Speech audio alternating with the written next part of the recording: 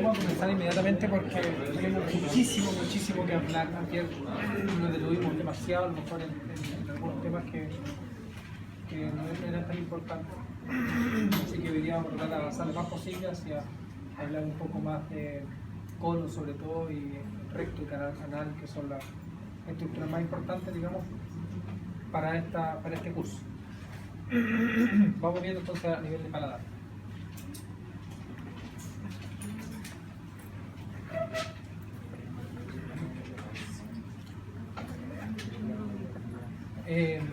Bueno, el paladar está constituido, dijimos, por dos piezas óseas que finalmente son pares y que son los maxilares y los huesos palatinos.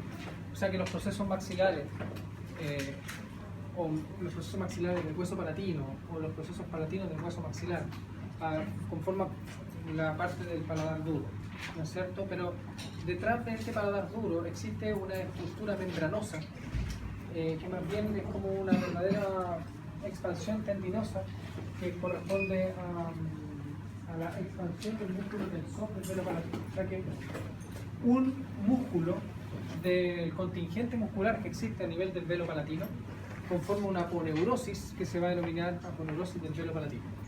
Y ese velo palatino va a servir como inserción para el resto de la musculatura del velo. Este velo palatino conforma parte de lo que nosotros conocemos como paladar blando. Es decir, que el paladar blando está unido al paladar duro a través de la aponeurosis palatina que ahí se ve como blanquecino. El paladar también tiene algunas características importantes a nivel de su constitución por camadas, puesto que el paladar, la mucosa palatina, que es de revestimiento, está muy bien adherida más bien al periósteo en las porciones anteriores. Es decir, que casi no existen tejidos interpuestos entre la mucosa y el periósteo del hueso a este nivel. Pero hacia posterior se comienza a formar un tejido que es básicamente submucoso y es glandular. Y cada vez que se va avanzando en milímetros hacia posterior, este tejido se comienza a hacer un poco más engrosado. Y entonces comenzamos a tener una gran cantidad de submucosa glandular a este nivel. Y entonces tenemos una separación del periósteo a este nivel.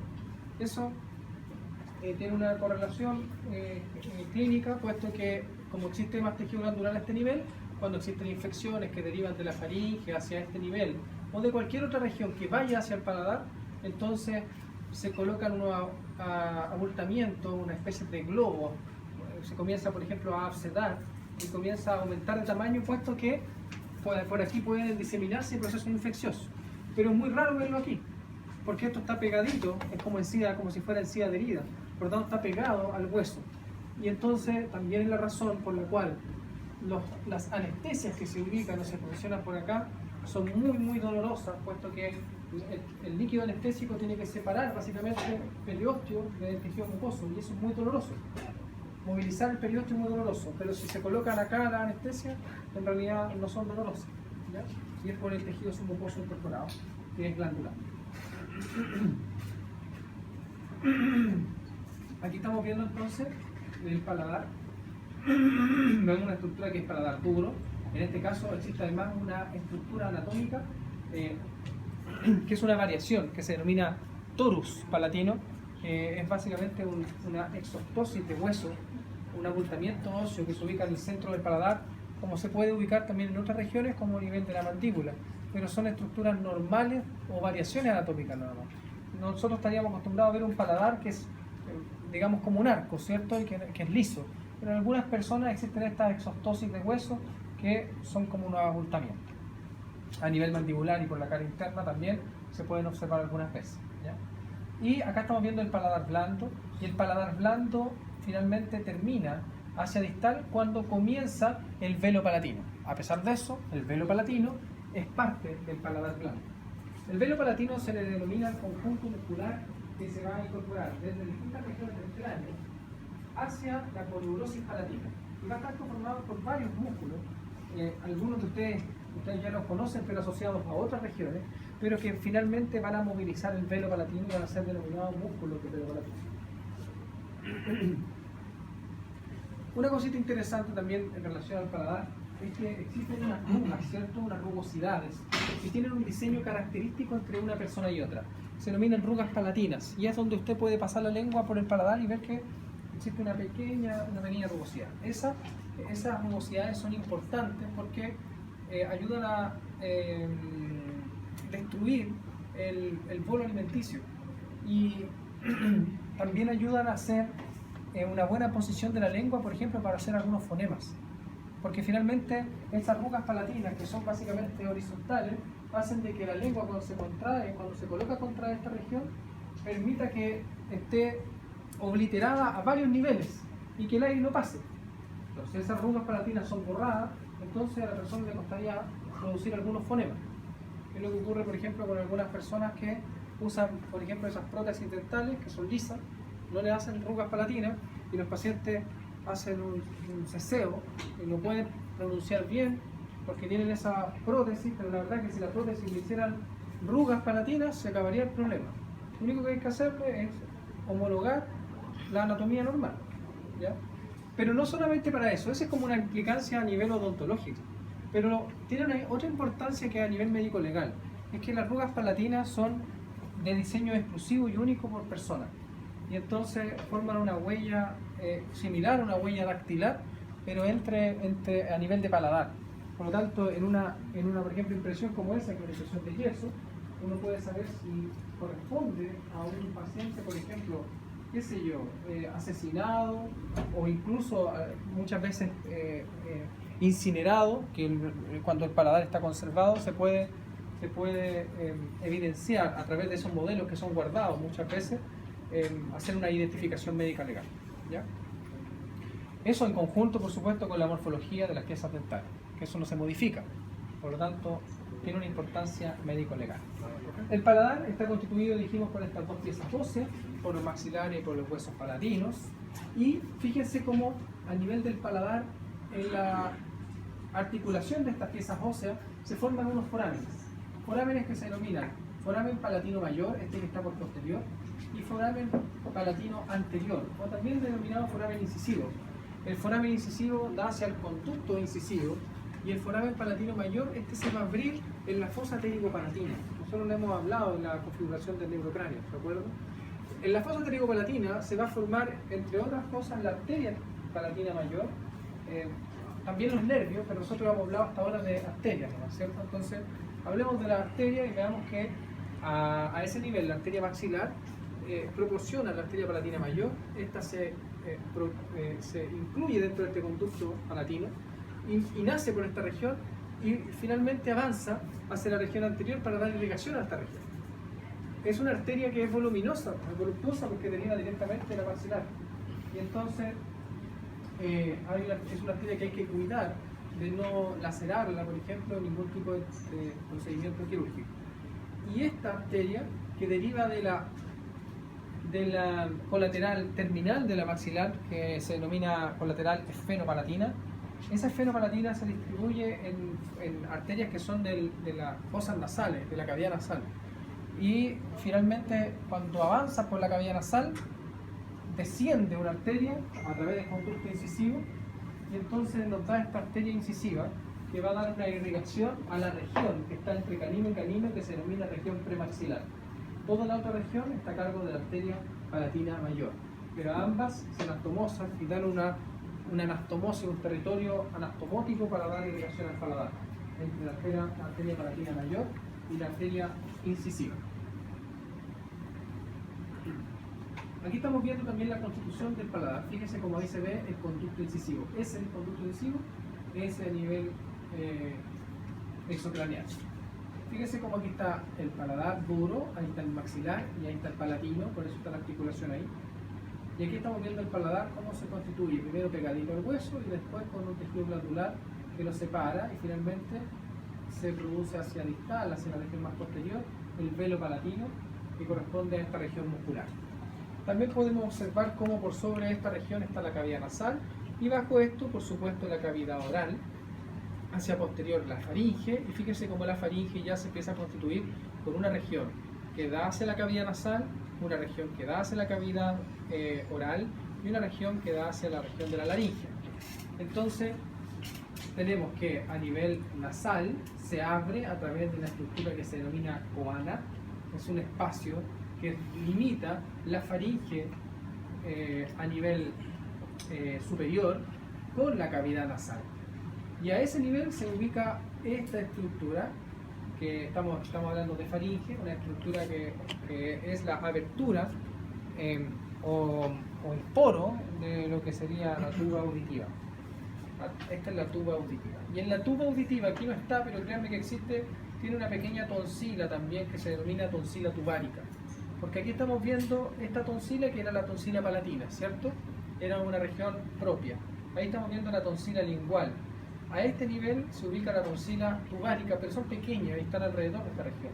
Y mire ahí, esa es la tonsila faringea, en la pared superior de la faringe, y esta es la que se denomina adenoide, ¿ya? El adenoide, cuando se ve inflamado, que puede ser por una reacción hipertrófica o inflamatoria, igual como puede ser con la tonsila lingual o la tonsila palatina, por una especie de amigdalitis o alguna infección, a repetición puede entonces inflamarse y obstruir la coana. No totalmente, pero parcialmente, y eso es suficiente para que esa persona, por ejemplo, ya no respire por la nariz y empiece a respirar por la boca. Y entonces es una de las causas de la respiración bucal, ¿ya? Que es un problema mayor porque tiene una consecuencia, signos y síntomas que se dan en todo el cuerpo, y finalmente hablamos de un síndrome de respiración bucal, ¿ya? Que es importante detectar. Algunas veces por rinitis alérgica, algunas veces es por infecciones a repetición, estamos hablando de la respiración bucal, y otras veces por mala costumbre. Pero la que sea, el otorrino deberá discriminar y ver si esa tonsila ya no está funcional, digamos, y tendrá que eliminarla. Si se extrae una de estas no hay problema, puesto que están las otras, ¿ya? Recuerde de que todo este sistema de regiones tonsilares se denomina círculo linfático de la faringe, ¿ya? O anillo linfático de Weldeyer. Por lo tanto, se ayuda. Y aquí estamos viendo, esta es la arteria. ¿Se acuerda que habíamos hablado de la arteria palatina mayor? Aquí estamos viendo la arteria palatina mayor como va hacia anterior, y a ese nivel está el conducto incisivo. Aquí no se ve, pero aquí vuelve una arteria, que es la arteria incisiva. Y la arteria palatina mayor además tiene las arterias que le dan la irrigación al velo palatino. Así como también la carótida externa tiene su propia arteria que se denomina faringe ascendente, que también le da irrigación al velo palatino. El velo palatino está constituido por varios músculos, ¿cierto? Aquí estamos viendo parte de la coana, ¿cierto? Y aquí estamos viendo el velo palatino y la región tonsilar. Entonces, fíjense cómo se posiciona en este músculo, que es no vertical, pero es oblicuo, pero es directo hacia el velo palatino. Y fíjense cómo este músculo que le proporciona como el piso al velo palatino, son distintos, están en planos diferentes, pero tienen nombres similares. Este es el tensor del velo palatino, y el elevador del velo palatino, y este es el tensor del velo palatino. El tensor del velo palatino usted lo ve horizontal, el elevador del velo palatino usted lo ve más bien vertical. Pero aquí hay una imagen un poquito más clarificadora. Yo les decía de que estos músculos del velo palatino están en distintas posiciones, en distintos planos. Estamos viendo una cavidad nasal vista posterior a través de la coana, ¿cierto? Y aquí estamos viendo la tuba auditiva. Esta es la tuba auditiva y estas son las coanas, aquí están los cornetes, etc.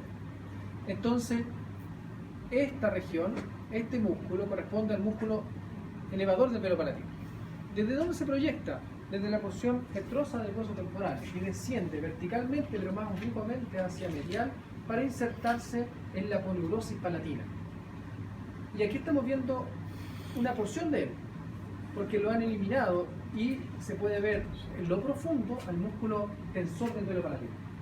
El músculo tensor del velo palatino.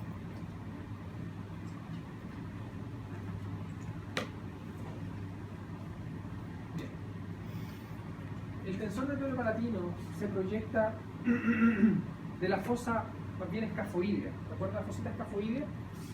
Y desciende por la lámina medial del proceso pterigoides para dar la vuelta, se refleja a nivel del gancho del proceso pterigoides y va hacia la línea media. Entonces usted lo ve, este músculo, como si fuera una estructura horizontal, pero es una parte del músculo tensor del velo palatino. Este músculo tensor del velo palatino entonces forma la aponeurosis palatina, donde se van a fijar el resto de los músculos. Y tenemos este músculo que se denomina el músculo de la úvula, el cual es rectilíneo, vertical, y se proyecta desde la aponeurosis palatina hasta el extremo de la úvula, que es la estructura, ¿cierto?, que usted observa en el istmo de las fauces a nivel de la región más posterior de la cavidad oral. A este nivel, en la región del velo palatino, nos encontramos con el constrictor superior de la faringe. Esto lo habíamos nombrado en algún momento, ¿cierto? Estamos hablando entonces de constrictor superior de la faringe, que está a nivel del velo palatino. Estos músculos, ambos, el elevador y el tensor del velo palatino, ambos elevan el velo. Cuando se eleva el velo palatino, se separa lo que es rinofaringe de orofaringe, queda separada, porque su separación normalmente es virtual, está abierta. Pero cuando se levanta el velo palatino, cuando usted, por ejemplo, deglute, entonces quedan separadas para que las estructuras que vayan a pasar hacia la vía digestiva más bien baja, no vaya a pasar hacia la cavidad nasal, ¿ya? ¿Cómo se produce ese sello perfecto? Bueno, a través de la incorporación, o más bien la unión entre el extremo de la úvula, que cuando se contrae forma como una especie de bolo, cuando se tensa el velo, y miren lo que voy a decir, a ver si se lo es capaz de imaginar, y se une con el tubérculo anterior del arco anterior del atlas, el tubérculo anterior del arco anterior del atlas, que está revestido a este nivel con mucosa y que va a formar parte de la pared posterior de la faringe, y esa estructura abultada que se va a observar a través de la faringe se denomina rodete de Passavant, y entonces el rodete de Passavant con la úvula quedan pegados totalmente y entonces se forma un sello perfecto del velo palatino. ¿Se entendió? Vamos a ver.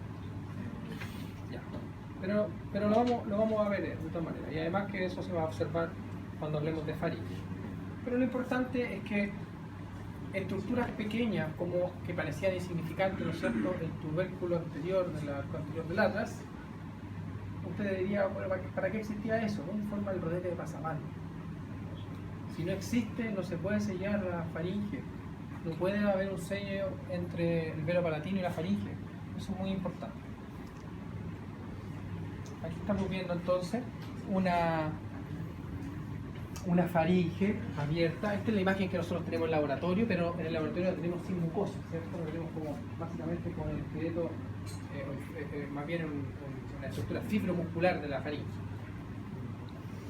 Y aquí estamos viendo la abertura de la cavidad nasal y la abertura de la cavidad oral. Aquí estamos viendo la base de la lengua con la raíz de la lengua y la epiglotis. Y aquí estamos viendo el velo palatino. Aquí están todos los músculos que estábamos diciendo, solo que aquí estamos viéndolos con mucosa, la úvula y el pilar. Este es el arco, o más bien el pilar anterior del velo palatino. Pero yo les decía de que esta estructura, el velo palatino, cuando se eleva y se contrae la úvula, queda pegadito aquí a esta estructura, y aquí en esta estructura vamos a tener parte, ahí está, el arco anterior del atlas. El arco anterior del atlas tiene el tubérculo anterior está con mucosa, y la mucosa forma, aquí no se ve porque esto es el plano, es un dibujo, pero aquí se observa un abultamiento, un rodete por posterior de la faringe, y que se denomina rodete de Passavant. ¿Se entiende? Entonces quedan unidos los dos cuando se levanta el velo palatino. Bien, esófago. El esófago es una estructura muscular importante porque topográficamente en su constitución es más bien simple, porque es una estructura que tiene adventicia, que está relacionada con los tejidos circundantes a nivel del cuello, del tórax, o sea que va a pasar un gran contenido del mediastino.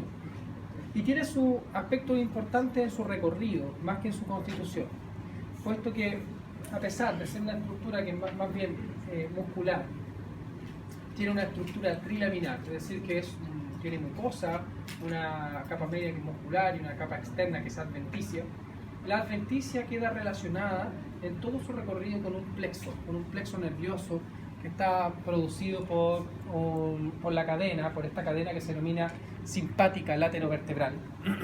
Es una cadena de nervios y de ganglios nerviosos que se constituyen como parte del sistema nervioso periférico, sobre todo simpático, el sistema parasimpático también pasa por ahí, y le proporciona a través de estos nervios que se denominan esplácnicos la inervación al esófago.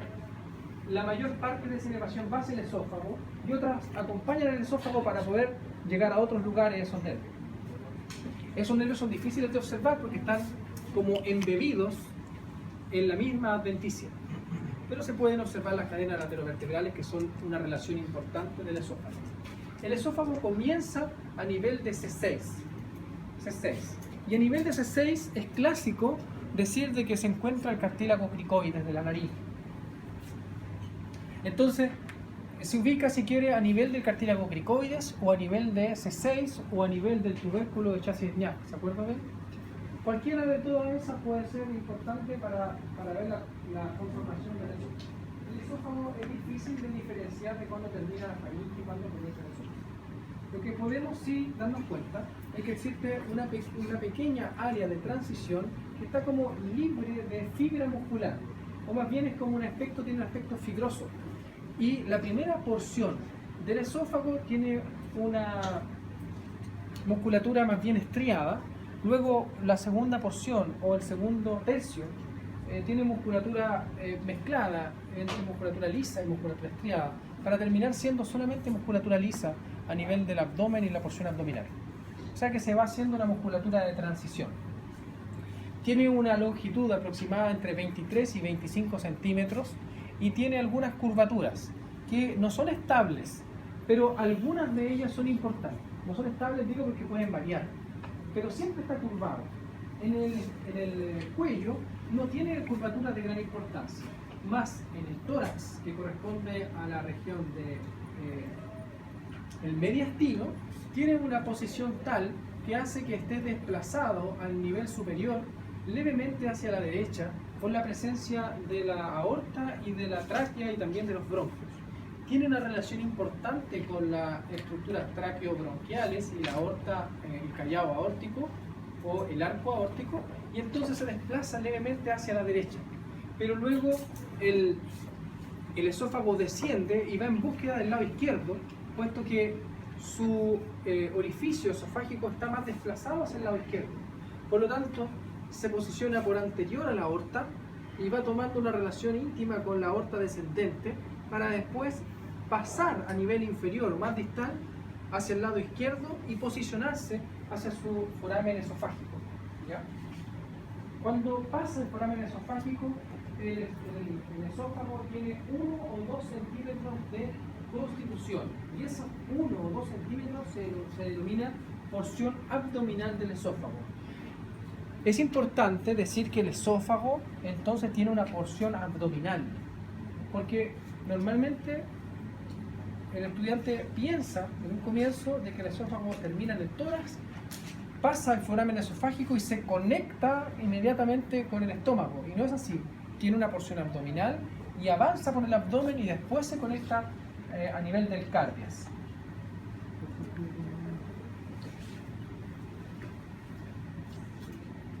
Aquí estamos viendo la porción abdominal del esófago. Es 1 o 2 centímetros que están bien irrigados. Luego mantenemos una estructura que se denomina el cardias, que es un esfínter. Algunos dicen que no es un esfínter, que es un píloro, otros dicen que tampoco es un píloro, que es una región engrosada más, que no tiene movilidad. Ahí usted lea un texto u otro, busque la publicación y quédese con una opinión. Mi opinión es que no es ni esfínter ni píloro, sino más bien es un área engrosada, muscular, y que tiene también una estructura fibrosa, y que por eso el hecho de que puede producir una regurgitación del contenido gástrico a través de manera fácil, porque se puede usted meter los dedos a la boca, y provocar el vómito, ¿ya? No es lo mismo que ocurre, por ejemplo, a nivel del píloro, ¿sí? Tenía otra duda, cuando uno provoca el vómito, ¿qué lo provoca puntualmente? ¿La úvula, los nervios clánicos o el estómago? El nervio vago, es otro nervio, ¿ya? Después vamos a hablar de esos reflejos del vómito y ese tipo de cosas, pero son nervios craneales, ¿ya? Bien. En la cavidad abdominal, o en la región abdominal, nosotros dijimos en algún momento, y probablemente en la primera parte del curso, que se dividía en regiones de epigastrio, hipocondrio, regiones de los flancos, umbilicales, etc. Haciendo referencia a qué estructuras más bien internas del abdomen se ubican en regiones de la pared abdominal. O sea que estas regiones que usted ve aquí no es más bien que una división de la pared abdominal. Pero no es la división interna del abdomen, de la cavidad abdominal. En la cavidad abdominal nosotros nos encontramos con regiones que son suprarresepólicas, mesopólicas y otras que subdividen. La región suprarresepólica se divide en región epigástica, subférica izquierda, subférica derecha, esplenopólica, etc. Por lo tanto, esto que usted ve de división en la pared abdominal es solamente, y es muy importante, es solamente para que, por ejemplo, un estudiante de medicina, un médico o alguien que tenga que meterse a nivel del abdomen sepa qué estructuras viscerales u órganos se proyectan a ese nivel. Entonces, si el paciente viene con un dolor en la región umbilical, usted sabe que en la región umbilical la mayor parte del contenido son asas intestinales. Entonces pensaría tal vez en un tipo de, qué sé yo, lesión por arma blanca, por una torsión intestinal, etcétera, pero no pensaría en una estructura visceral que se ubique en el epigastrio. No sé si me entienden. Y por lo tanto, la consulta médica, la interconsulta que usted va a hacer, la va a anotar en relación a estas cavidades o estas regiones. Pero no puede hablar mirando a un paciente o palpándolo de la región supramesocólica, porque usted no la está viendo. Solamente podrá hablar de eso cuando esté dentro del abdomen, y eso es a nivel quirúrgico. Tendrán que abrir el abdomen para poder darse cuenta qué hay dentro. Cuando se abre el abdomen y nos encontramos la primera porción, la primera porción o la primera región va a ser la supramesocólica. No vamos a hablar de región supramesocólica porque eso son las clases de abdomen del otro curso. Lo que vamos a decir es que a este nivel se ubica el estómago, que es la continuación de lo que nosotros estábamos hablando. O sea que el estómago se ubica, es la principal víscera que está en la región supramesocólica. Y el estómago tiene una conexión a través de esta estructura que se denomina el cardias con el esófago a nivel abdominal, aproximadamente 3 centímetros laterales a la línea media y más o menos a nivel del séptimo a octavo cartílago intercostal. El cardias se denomina como tal, puesto que tiene una relación casi directa con el pericardio. Está muy cercana. El ápice del corazón prácticamente se toca con lo que es el extremo del esófago, a pesar de que uno está en el abdomen y el otro está en tórax. Por lo tanto, el nombre del cardias se designa por la relación que tenemos a nivel del pericardio. Y es por eso que algunos exámenes que son imagenológicos, que son de corazón, se pueden hacer a través del esófago, a través de esta región donde se puede observar el flujo cardíaco a través de un examen que se ubica a nivel del esófago, por la cercanía. Fíjense que entre la unión del esófago y el estómago, en el lado izquierdo, existe un ángulo ahí, un ángulo que se transforma en una escotadura, que se denomina escotadura cardíaca, ¿ya? La escotadura cardíaca. Y la escotadura cardíaca es una porción del estómago. Luego el estómago tiene un área que se abulta hacia el diafragma que se denomina fondo gástrico, y el fondo gástrico nunca tiene alimentos, siempre tiene aire, ¿ya? Normalmente se puede ver en imágenes, en exámenes imagenológicos, una bolsa de aire conformando parte del fondo gástrico. Luego tiene una porción que se denomina cuerpo. El cuerpo y el fondo no tienen una demarcación clara. La demarcación es como una línea convencional que va en relación a la escotadura cardíaca. Una línea convencional que va en relación a la escotadura cardíaca y usted delimita el fondo. El resto es cuerpo. Luego tiene una región que se denomina antral, es decir, un antro, que es, antro significa entrada, y entrada a la región del píloro, ¿ya? Por lo tanto tenemos un antro, que es una región triangular. Luego tenemos un canal pilórico para finalmente tener un engrosamiento en el extremo del estómago que se va a denominar píloro, un engrosamiento muscular, ¿ya? Un engrosamiento muscular que se denomina píloro. Por lo tanto tenemos varias porciones del estómago. El estómago puede contener, es variable, pero normalmente puede contener entre 1 litro y litro y medio de alimento, pero también depende de la persona, puede contener hasta 2 litros y medio o 3 litros de alimento, o puede tener 500, una capacidad máxima de 500 cc. Entonces es bastante variable no solamente su constitución y su forma, sino que la ubicación. Porque un estómago que almacene 3 litros, entonces no va a estar, su posición no va a estar en relación a la región supramesocólica solamente, sino que probablemente va a tomar parte de la región inframesocólica. Por lo tanto, el estómago es muy variable en su posición, pero no en su constitución. ¿Profe? ¿Sí? Cuando hay sobrepeso, ¿el estómago no cambia su tamaño? Sí. Sí, cambia su tamaño y cambia su posición también. ¿Ya? Hay veces que el estómago tiene una forma similar a un intestino, levemente más engrosado, un intestino delgado, levemente más engrosado. Y es difícil incluso de observar porque usted esperaría ver esa gran bolsa y de repente no se ve. Como también hay otras personas, como le digo, de que tienen una gran bolsa a este nivel que se la confunde hasta con el aumento y que avanza hacia la región que está normalmente cubierta por el aumento mayor. Por eso que es relativo a la posición, pero usted siempre tiene que buscar como la evidencia para identificar una estructura. ¿Y cuáles son las evidencias? Sus porciones, sus márgenes o estructuras de relación. Y eso va a ser el aumento menor, el aumento mayor, la curvatura menor del estómago, la curvatura mayor del estómago. Siempre se van a conservar, ¿ya? Por lo tanto, vamos a tener, además de las porciones del estómago, las curvaturas que van a ser curvatura menor o curvatura mayor del estómago. El estómago se ubica en el centro de la región supramesocólica, pero también avanza hacia la región esplénica, es decir, hacia el lado izquierdo de la región supramesocólica, hacia la región izquierda.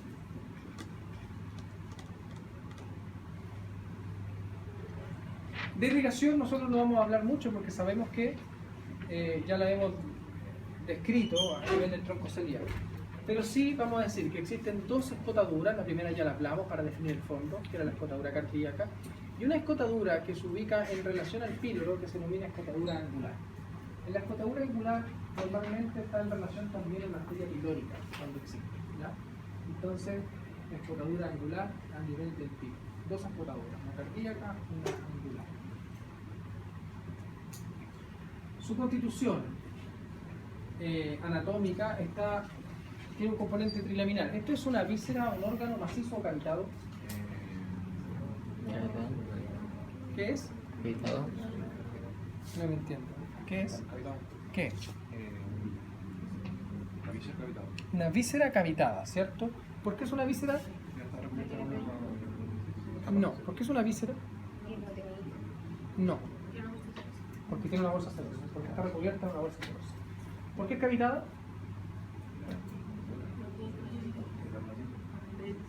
Tiene el pedículo, no tiene hilo, no tiene pedículo, no tiene la otra. Pero hay además otra cosa importante.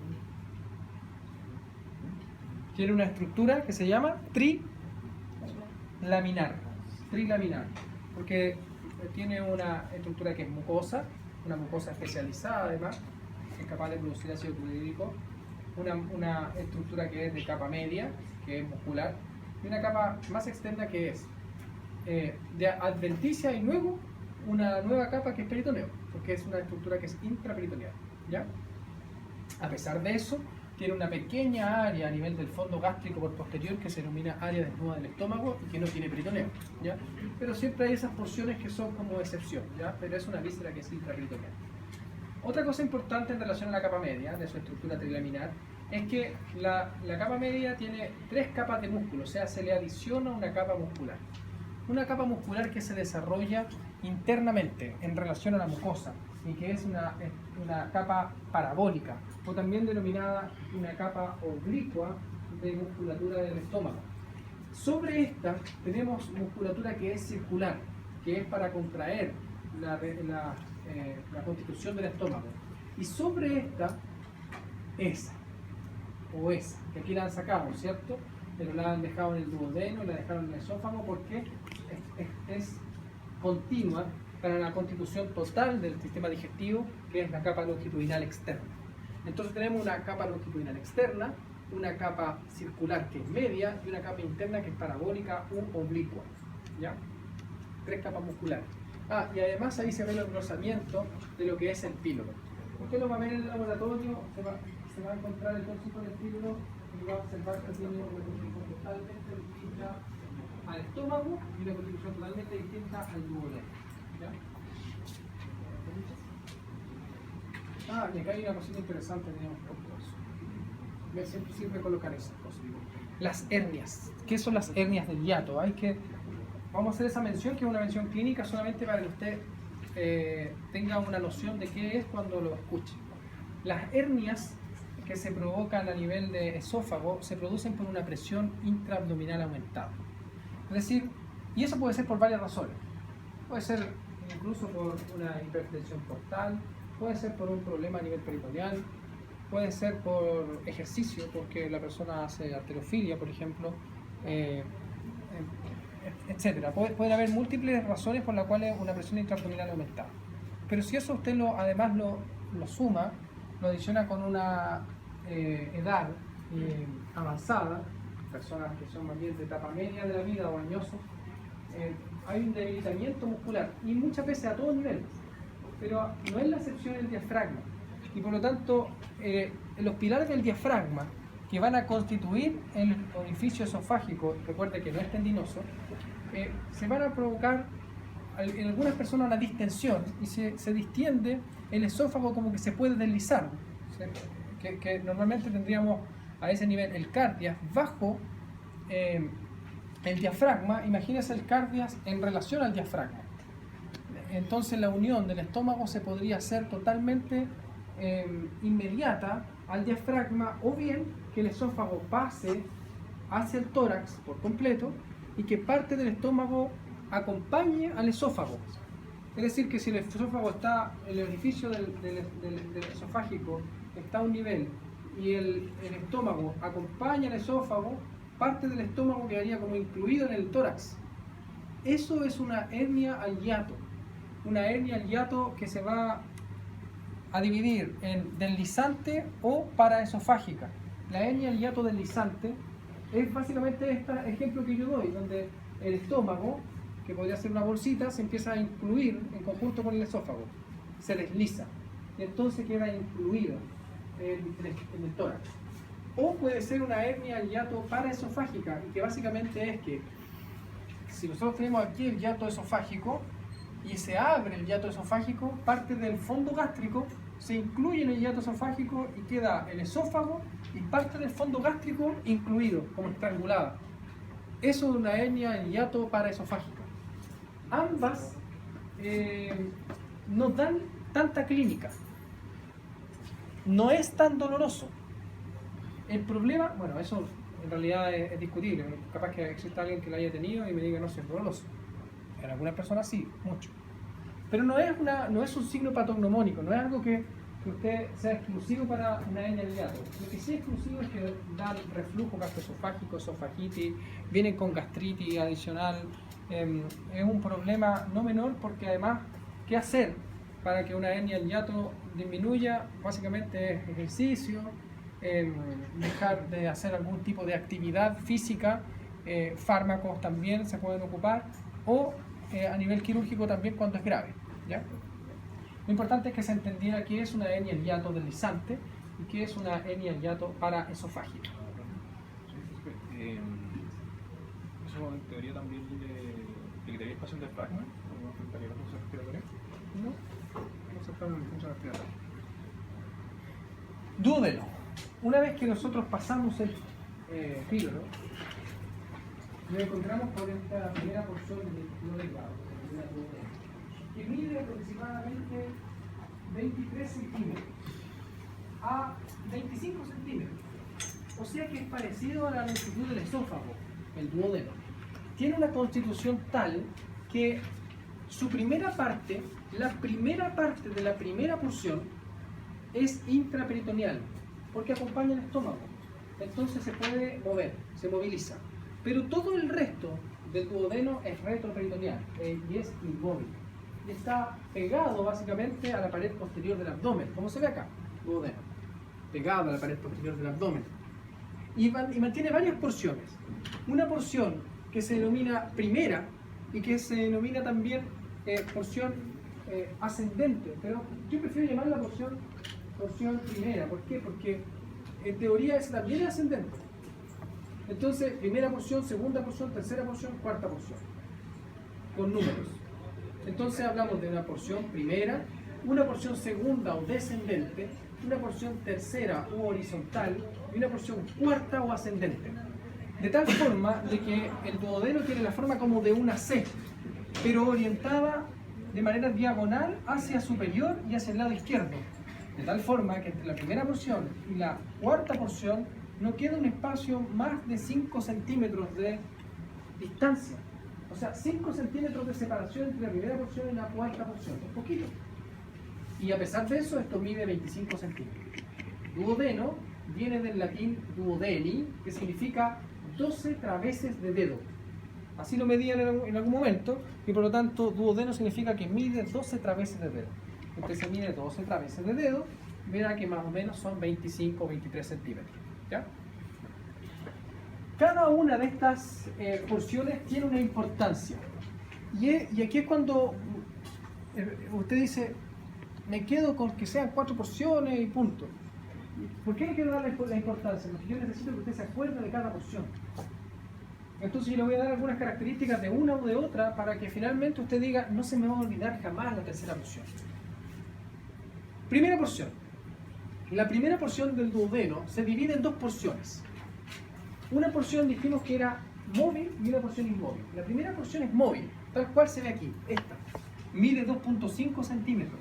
La segunda porción de la primera porción mide 2.5 centímetros más. Es decir, que la primera porción mide 5 centímetros. La primera porción es intraperitoneal. La segunda porción, al igual que el resto, es retroperitoneal. Esta primera porción del duodeno tiene una relación importante por posterior con la vena cava inferior. O sea que la vena cava inferior transita a ese nivel.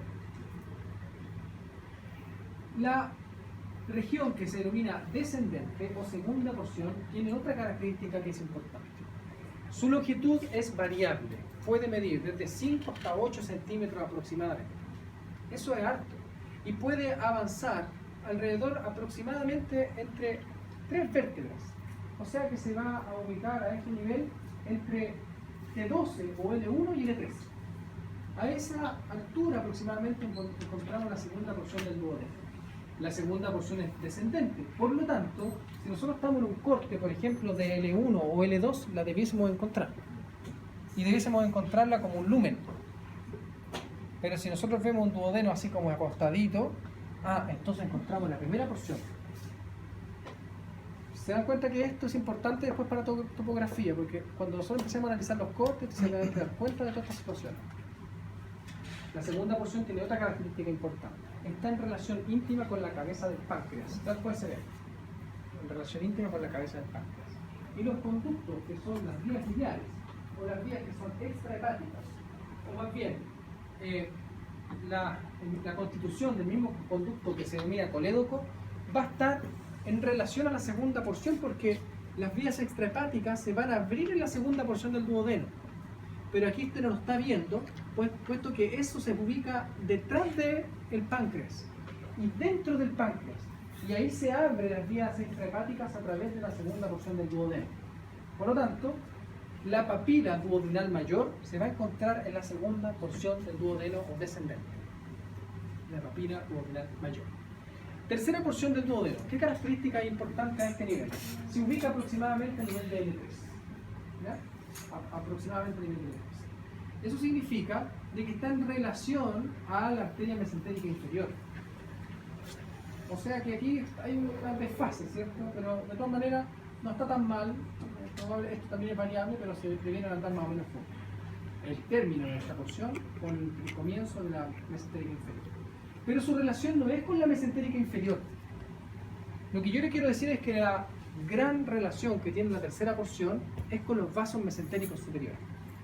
Porque la arteria y vena mesentérica superior, y sobre todo la vena, por ser más caudalosa, pinza a la tercera porción del duodeno. Lo pinza, es decir, avanza y lo abraza. Igual como se ve. Las arterias mesentéricas superiores avanzan y abrazan a la tercera porción del duodeno. Aparecen entre el duodeno y el páncreas, y específicamente en la cabeza del páncreas y un proceso que se denomina proceso unciforme del páncreas. O sea que el páncreas tiene un ganchito. Entonces, entre el ganchito y la cabeza emergen los vasos mesentéricos y los vasos mesentéricos abrazan la tercera porción del duodeno. Y ahí aparecen hacia el mesentérico. Luego tenemos una porción que es ascendente, ¿cierto? Una porción ascendente del duodeno. Otra cosa interesante. La porción horizontal es parte de la región inframesocólica. Aquí lo estamos viendo como si fuera supramesocólico todo, ¿cierto? Pero esto es parte de la región inframesocólica y se puede observar levantando las asas intestinales para dirigirse a visualizar la raíz del mesenterio. O sea que si nosotros levantamos las asas intestinales en la región que se denomina supramesentérica, veríamos la tercera porción del duodeno pasando por ese nivel. Tercera porción del duodeno pasando. En cambio, todo el resto son regiones que son parte de la región supramesocólica. Duodeno, cuarta porción, ascendente. Esta porción es oblicua, ascendente, y va a estar, o se puede reconocer, puesto que existe una flexura con el asa intestinal que la continúa, que es el yeyuno. Y ese cambio de dirección es abrupto. ¿Por qué? Porque la cuarta porción está retroperitonizada y comienza esta a ser intraperitoneal. Por tanto, la primera asa intestinal del yeyuno hace un cambio abrupto de dirección y usted puede decir, aquí está entonces el término del duodeno. Esta estructura pasa sobre la aorta. Por lo tanto, también es importante porque es prominente. Pero es difícil de observar porque esta porción también está en relación a la raíz del mesenterio. Y la raíz del mesenterio es grande. Ya vamos a ver cuando pinchemos el cadáver y veamos cuál es la raíz del mesenterio. Se pueden ver todas estas estructuras. Usted va a decir, ahora entiendo por qué la cuarta porción es difícil de ver. La única forma sería disecar la raíz del mesenterio, sacar eso, y entonces podríamos ver la cuarta porción del duodeno. Pero justamente cuando termina la cuarta porción y comienza el yeyuno, está en esa flexura un ligamento, que es un ligamento además que es muscular, o sea, tiene músculo ahí y músculo estriado. Miren lo que le digo, músculo estriado, y el resto del ligamento es peritoneal y se denomina ligamento de Treitz. Ligamento de Treitz o ligamento duodeno-yeyunal. Ligamento que va a ser exactamente la separación entre el duodeno y el yeyuno. Porque no hay un límite exacto. Lo único que usted vería es una flexura, pero son iguales. Entonces, ¿cuál es el límite? El ligamento de Treitz. ¿Se puede observar? Se puede pinchar también en una prueba. ¿Ya? El ligamento de Treitz.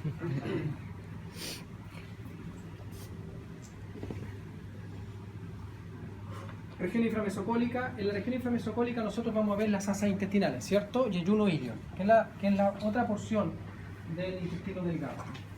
En el yeyuno-ilion, entre el yeyuno-ilion, vamos a tener aproximadamente 6 metros y medio o hasta 7 metros de longitud de asas intestinales, que van a estar separadas de manera topográfica por asas intestinales que básicamente van a ser horizontales como las superiores y verticales las inferiores. Pero eso es relativo, no siempre se da tampoco y es difícil de observar. Lo que nosotros podemos ver es que básicamente las asas yeyunales, que son muy parecidas a las asas ileales, están vacías. Las asas ileales están llenas. Y eso es algo característico como para poder observar de diferencia entre un asa yeyunal y un asa ileal. Ahora, las asas yeyunales se acercan al duodeno y las asas ileales se van a acercar a la válvula que se denomina iliocecal, o sea que se van a acercar al ciego. Las asas cercanas al ciego son ileales, las asas cercanas al duodeno, por lo tanto las superiores, son yeyunales. Es todo lo que podemos decir, puesto que yo sé que la Darjet, por ejemplo, habla de asas que son verticales para una y asas horizontales para otra, pero cuando llegan a un aspecto quirúrgico y el cirujano de abdomen tiene que organizar, sacar todo esto, lavar, por ejemplo, cuando tiene una peritonitis y volver a ingresar las asas intestinales, créanme que no le da ningún orden. Más bien un orden relativo, el que venía, porque las asas intestinales tienen un orden, usted las saca y como que las comienza a entrar y vuelven como a organizarse solitas, porque el mesenterio les proporciona esa facultad. ¿Ya? ¿Qué le pasó? ¿Por qué? ¿Cómo puede organizar eso? La idea es que el cirujano de abdomen no hace ningún tipo de organización, sino que las lanza básicamente. Créanme que las cirugías de abdomen no son tan prolijas como usted pensaría que son. Lo único prolijo que tiene es que se hace en un medio que es aséptico, ¿cierto? Que tiene un buen control de manejo de infecciones. Pero se sacan las asas y se dejan al lado al caballero y vuelven a entrar y vuelven a salir y básicamente con una especie de manguera se lava toda la región. Hermoso. Bien, aquí estamos viendo entonces asas intestinales. Lo otro importante es que las asas intestinales, si bien es cierto, a nivel superficial de la región inframesopólica usted se las puede observar, yeyunales y ileales. Cuando comienza a ingresar a través de las asas intestinales están todas estas sujetas a través de esta estructura que se denomina mesenterio, ¿ya? Y que básicamente es esto, toda esta estructura peritoneal que envuelve a estructuras neurovasculares y linfáticas también, o sea, las arterias, las venas, los nervios y los linfonodos asociados a esto van a correr a través del mesenterio para finalmente llegar a una asa intestinal. Colon. En el colon nosotros tenemos varias porciones y características que son distintivas. Primero, diremos que antes de ingresar en el colon, diremos que aquí han sacado las asas intestinales, ¿cierto? Sacaron yeyuno e ilio. ¿Y qué podemos observar? Bueno, aquí un trocito de yeyuno, pero básicamente esta estructura que corresponde a la raíz del mesenterio. Y la raíz del mesenterio es oblicua, es diagonal, y de superior a inferior y de izquierda a derecha. Y por lo tanto, como es oblicua, proporciona dos cavidades. Una cavidad que se va a denominar supramesentérica y otra cavidad que se denomina inframesentérica. ¿Vale? Es decir, que si nosotros nos metemos en el abdomen, tomamos las asas intestinales de este lado y las lanzamos aquí, encontraremos una cavidad que es supramesentérica. Si hacemos lo mismo y levantamos esta región, nos encontramos con esta otra cavidad inframesentérica, ¿ya? Sin sacar o sin cortar esta región. Y en esta cavidad, que es supramesentérica, a ese nivel encontramos la tercera porción del duodeno, ¿ya? Que es la que nosotros estábamos analizando, que era parte de la región inframesentérica. Bueno, pero nosotros colgamos esta imagen para hablar de colon. El colon tiene porciones.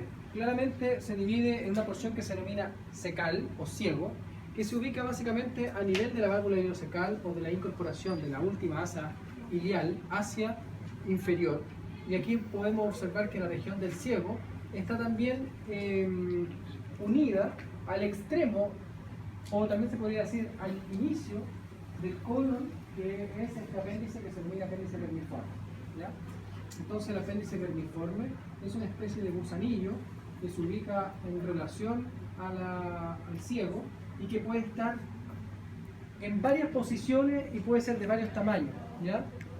Es relativo, puede tener un tamaño desde un par de milímetros hasta un par de centímetros y puede estar orientado a nivel anterior, a nivel posterior, y hablamos de un apéndice vermiforme en posición presecal, retrosecal, laterosecal, mediosecal, una posición que es descendente, por ejemplo, o a eso se puede adicionar que el apéndice puede ser adherido o libre, es decir, que puede estar adherido a una pared del colon, por ejemplo, está adherido en posición presecal o adherido en posición retrosecal, o está libre en posición retrosecal.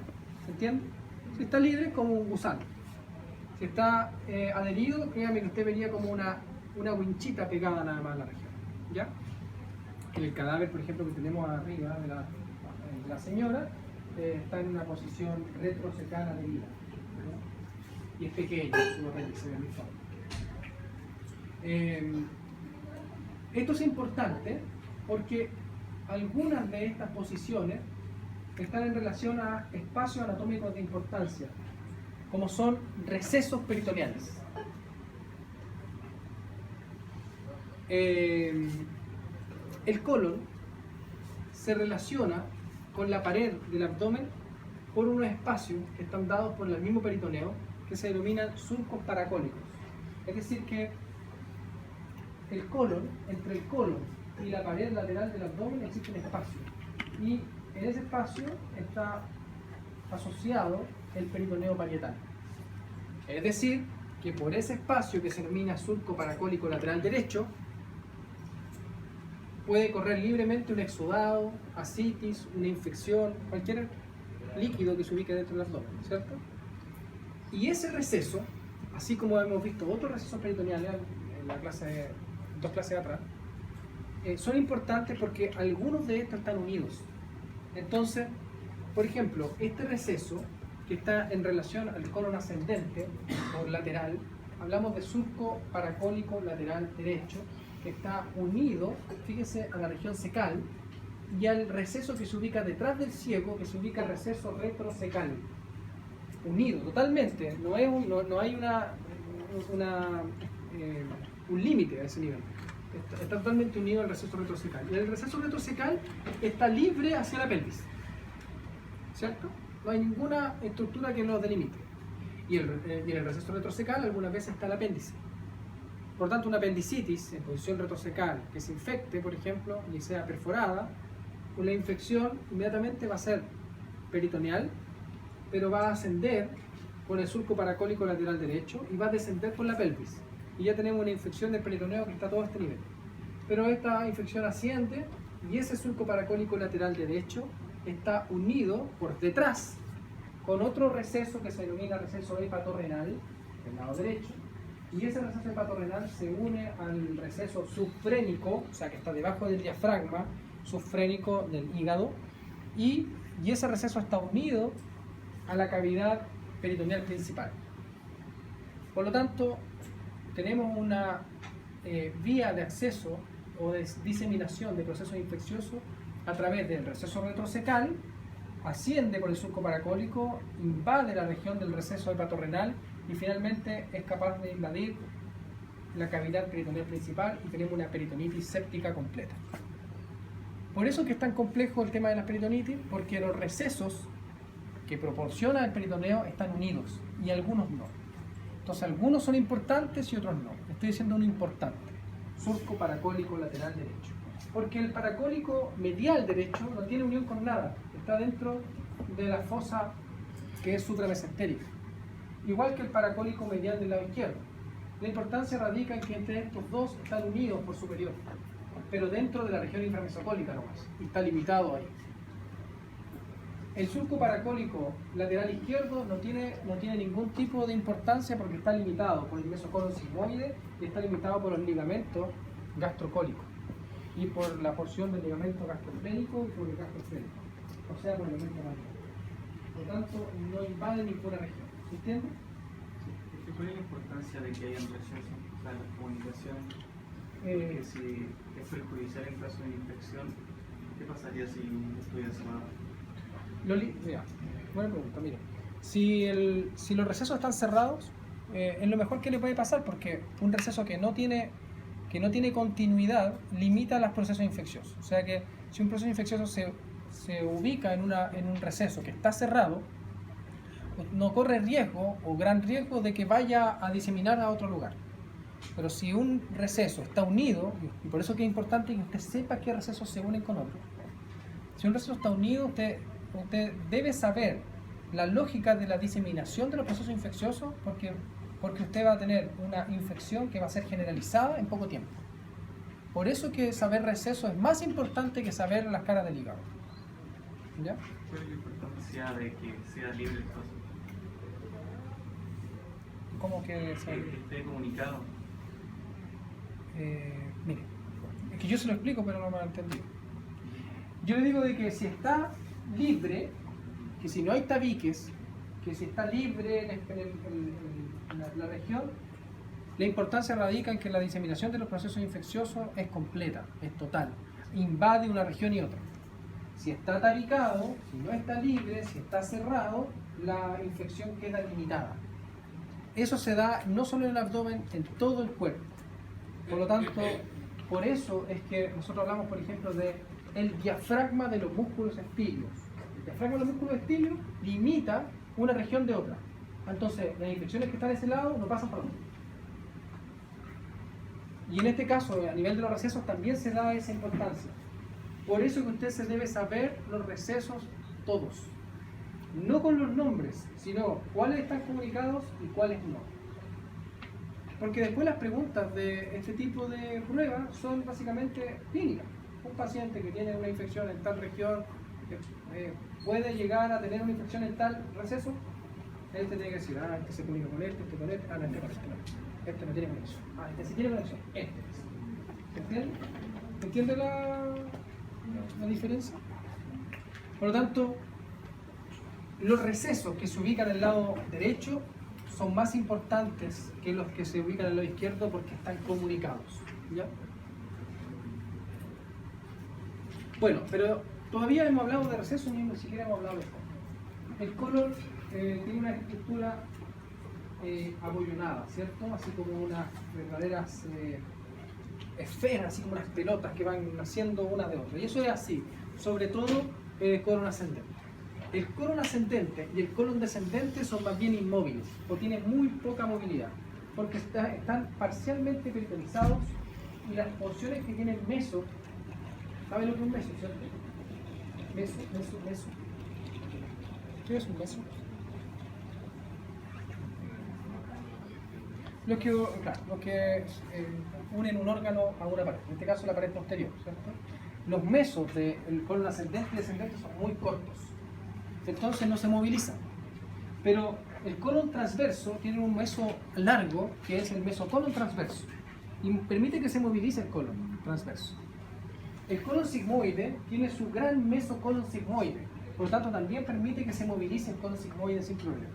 Y el recto también tiene un aspecto que no es un meso, pero tiene una vaina, que se denomina vaina de los rectos, que básicamente le permite cierto rango de movilidad, pero más que movilidad, de distensión, porque necesita tener la ampolla rectal y acumular fecas. Por lo tanto, ¿dónde está limitado el movimiento y la distensión? En el colon ascendente y descendente. Entre el colon ascendente y descendente también hay diferencias de posición y de relación y de conformación, porque no es igual como se ve aquí. El colon ascendente es mucho más amplio que el colon descendente. El colon descendente está orientado hacia el fondo de la región esplénica, sobre todo, o de la región izquierda, más bien. En el fondo de la región izquierda, y se ve mucho más disminuido que el colon ascendente. Pero ambos, y igualmente el colon sigmoide y transverso, tienen características comunes. Las características comunes del colon son 4. Primero, la conformación interna. La conformación interna a nivel de la mucosa mantiene unas estructuras que son se llaman columnas semilunares, pliegues semilunares, pero básicamente es como líneas sobresalientes en la mucosa. Tienen una línea sobresaliente una a una, como si fueran una... ¿cómo les puedo explicar? ¿Tenemos una imagen? Sí, estos pliegues semilunares, ¿cierto? Que son como redondos alrededor, pero no están unidos unos con otros. Y cada vez que pasa un abultamiento, se forma por dentro un pliegue semilunar. Por dentro lo hablamos con la mucosa, ¿ya? Y esa característica es propia del colon y no se encuentra en el intestino delgado.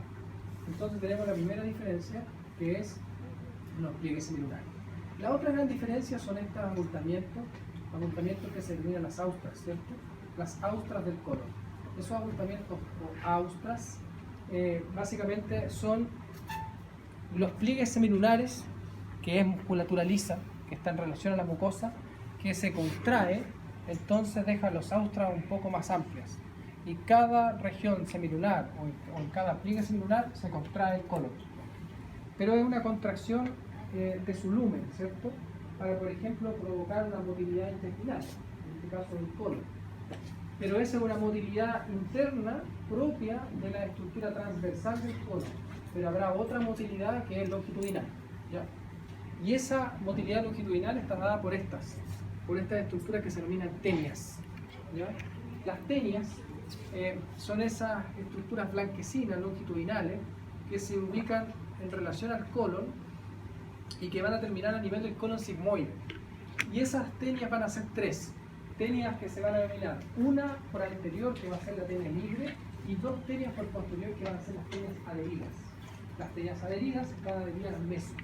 O sea que el meso se posiciona desde la pared posterior del abdomen, toma las tenias adheridas y ahí toma el colon. Y la única que se puede observar es la tenia libre, que es por anterior. Esta es musculatura lisa y por lo tanto provoca una motilidad intestinal, pero a nivel longitudinal. Y las líneas o los pliegues semilunares a nivel transversal. De esa manera se provoca la movilización de los productos que se encuentran dentro del colon, ¿ya? Tenemos entonces pliegues semilunares, austras y tenias. Dijimos que las tenias eran libres y tenias adheridas, una por dos. Y las tenias, además, dependiendo de la región del colon, van a modificar su posición. Porque la tenia libre, que es anterior para el colon ascendente y descendente, en el colon transverso, por la presencia del mesocolon transverso, la tenia libre ya no va a ser anterior, sino que va a ser inferior, porque esto va a caer. Entonces la tenia libre va a ser inferior y las tenias adheridas van a ser superiores, versus el colon ascendente y descendente, que la tenia libre es anterior y las adheridas son posteriores. Pero existen también otras características, una característica más del colon, y que van a ser estas estructuras pequeñitas que son como unas lágrimas de grasa que se ubican en relación al colon, que se denominan apéndices omentales.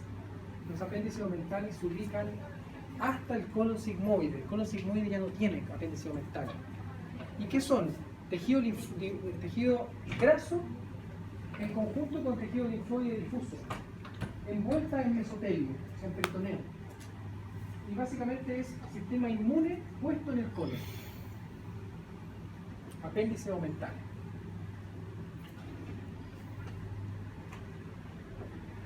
Ahí tenemos los pliegues semilunares, estamos viendo la constitución interna del colon, ahí estamos viendo el ciego, ahí estamos viendo la válvula iliocecal, ¿cierto?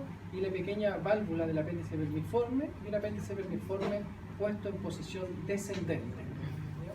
Y aquí estamos viendo también la conformación del colon. Fíjense cómo se ven las austras, los apéndices omentales, las tenias. Aquí estamos viendo la tenia libre, ¿cierto? Y aquí estamos viendo las tenias adheridas. Solo que aquí no está adherida porque han sacado el peritoneo. Pero esa tenia adherida debiera estar sujeta a través del mesocolon transverso. ¿Se entiende? Bien. Y en cambio la tenia libre a este nivel está por debajo, ¿ya? Y estos abombamientos del colon se denominan austras. Perfecto. Descansemos 2 minutos y continuamos.